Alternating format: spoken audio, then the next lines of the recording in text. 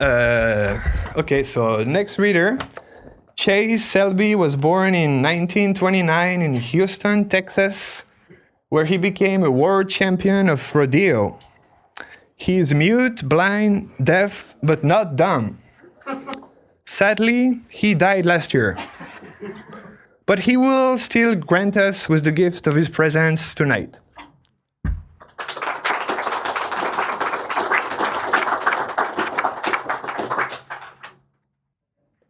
Can you guys hear me in the back if I talk this loud? No. Yeah? No? All right, cool. Thanks everyone for coming. This story is titled The Woods. Kind of a working title, but we'll go with it. All right, so Blake and I were walking deeper into the woods. Hey, can you stop doing that? You're going to wear the wood more, Blake said. I was running my index fingernail over a 1-inch scratch on the rifle stock. I stopped as soon as Blake turned around and spoke, and returned my exposed fingers into the part of the glove that was slightly folded back. Oh yeah, sorry, I said, sliding my now covered hand off of the gun. Blake stayed looking at me, his lower lip swollen with little vines of chewing tobacco. He had his camouflage face warmer pulled down around his neck. In a pendulum motion, the stock made its way down at my side and across my leg. The barrel went from pointing behind me to pointing to the sky. Blake turned back around and started walking the trail ahead of him. I bounced the strap on my shoulder to readjust how it sat with the weight of the gun. We had been walking for about 45 minutes through the woods behind Blake's house. It was snowing the night before and even into the early hours of the morning. The snow only stopped just before the sun broke off from the horizon, like a cell splitting in two. Even though someone had walked the trail between the pines before us, it was not close to being fully broken. When each foot touched the forest dirt, when each foot touched the forest dirt, stick, and pine needle flooring, it was buried under 6 inches of snow. It was a snow that would coldly bit against my lower shins before crawling down the inside of my boots. They had been borrowed from Blake and were a size and a half too big. How did you not remember to pack some boots? You lived here once, you know, Blake said as he looked down at my shoes that morning. My mom, dad, and I had moved away from Michigan when I was 6. I remember loading all of our stuff into the U-Haul and driving away. On the side of the truck, a graphic of large mushrooms, the colors of Vienna sausage and Pepto-Bismol, took up most of the white space. My mom had taken a picture of me next to the truck, giving a thumbs up to the camera.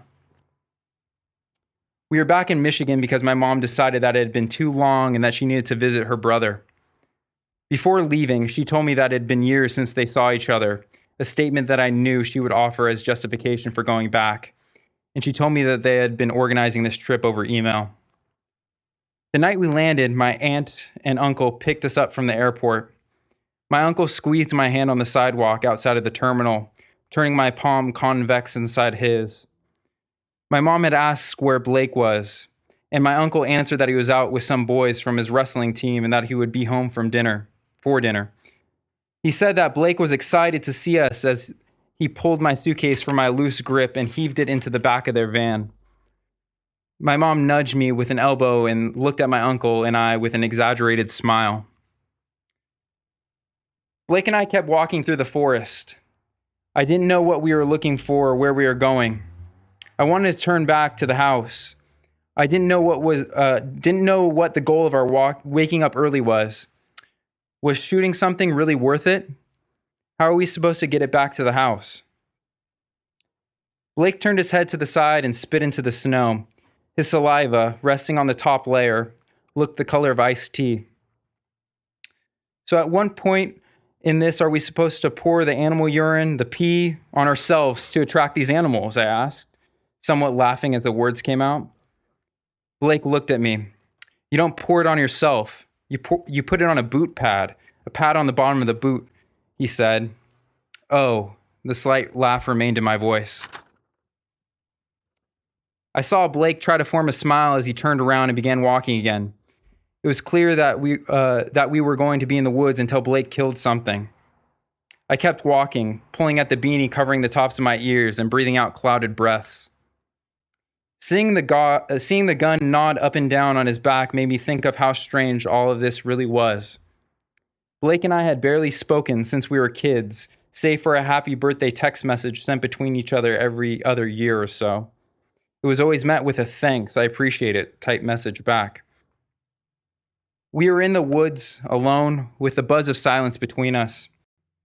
At dinner the night before, the subject of school, perhaps the only thing we shared other than a grandfather, became quickly exhausted. "It is okay, I guess," Blake had said.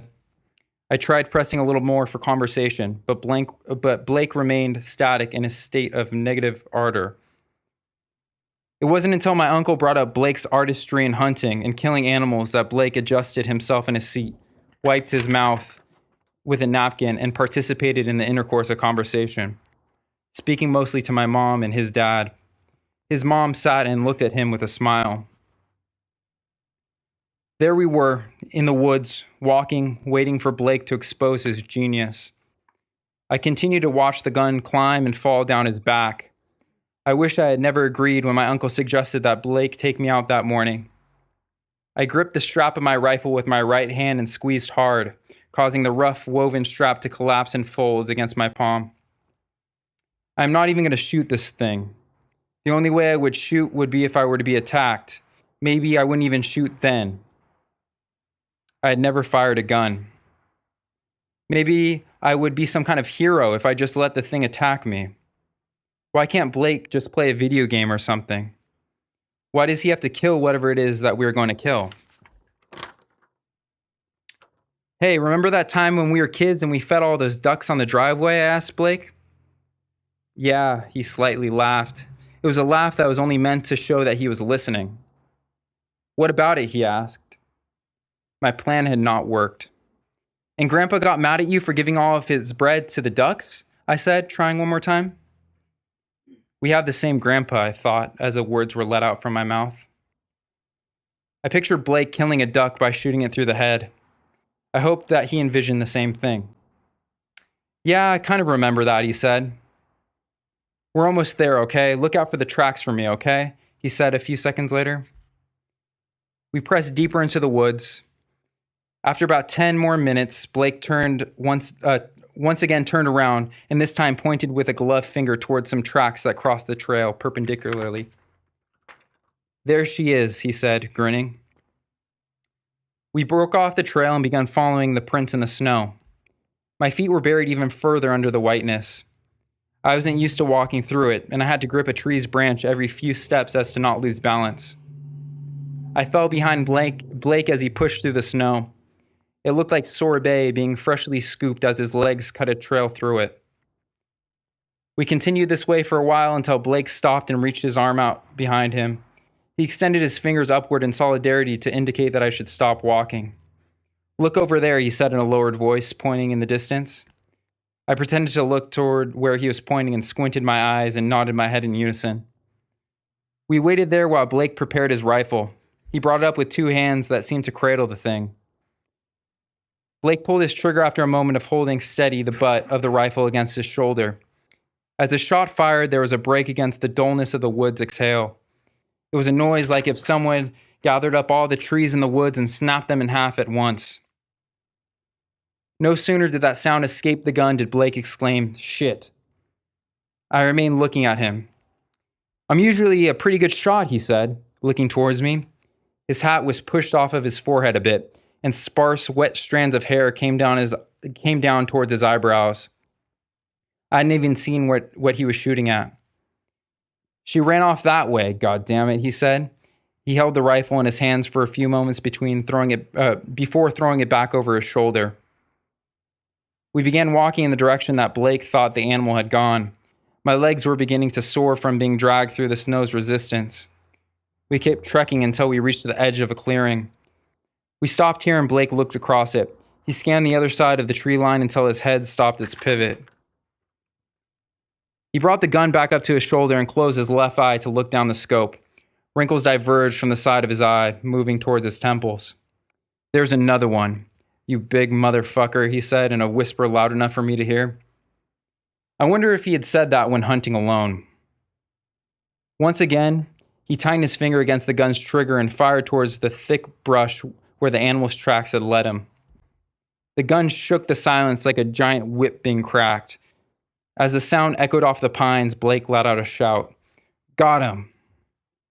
I remained standing next to a tree, my hand resting around one of its branches. I unconsciously had bent the branch down as the shot was fired. I let go of the branch and it sprung back up elastically. Blake began in a run towards the brush. As each of his feet hit the snow, they made a sound like him clearing his throat of phlegm before spitting. I followed behind him. I was walking through the clearing and deciding if I could even look at the carcass. I wonder if it would still be breathing and if its eyes would be open. Ooh boy, he shouted over his shoulder, getting nearer the brush. It took me 3 minutes to meet Blake alongside the branches where he had fired. He was looking down towards the ground, holding the stock of the rifle in his right hand. The barrel of the gun was partially buried in the top layer of snow. I had wanted to use my gun as a walking stick earlier, but feared a scolding from Blake. A scolding that would allow him to feel some sort of authority over me. I looked down and behind the brush. On the surface of the snow were a few snapped branches in the small clearing where the animal had been standing. There was no blood staining the area. There were barely even tracks showing where the animal had run off. I swear, he said. I didn't respond. I felt a sense of relief. I had not been an accessory. I was not forced to look down at a breathing thing, did not have to focus on the quarter-sized vermilion hole in its side. Instead, I was looking down at nothing. I was looking down at woods that I had walked through for more than almost 2 hours. I smiled, turning my head to the side away from Blake. My face remained in this position for a moment longer before shifting back to neutrality. My relief transformed into an emotion that I couldn't easily understand. It was as if somewhere inside of myself there was something that wished Blake had killed an animal. Something hoped that as I walked up to the brush, I would see a doe's calf lying there, crying for its mother. Selfishly, I did not walk in the snow any longer.